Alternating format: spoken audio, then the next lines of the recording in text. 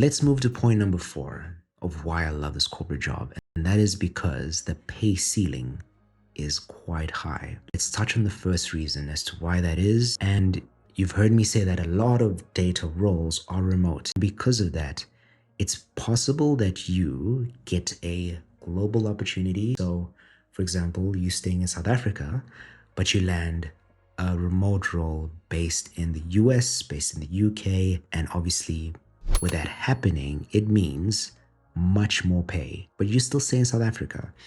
As an example, I've had a friend who recently they've landed a US based role, and because of that, they've almost doubled their current income. And this is obviously very different to something like civil engineering where I come from, where in order to get that bigger pay, you actually have to make the move to that country. And obviously, the living expenses in that country is much higher. So, is it really a good pay raise?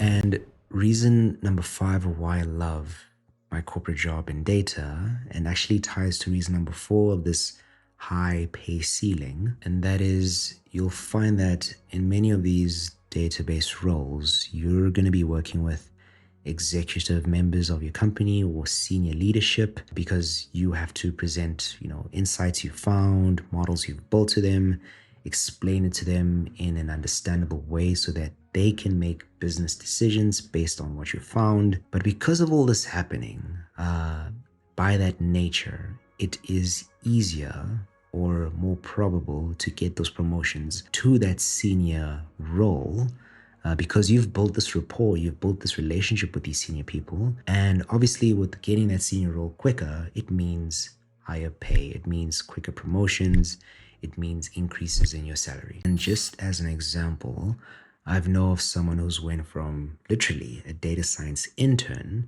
to head of data in their department in the space of 4 years. And that's only because they've been working so closely building that relationship with the senior leadership of that company.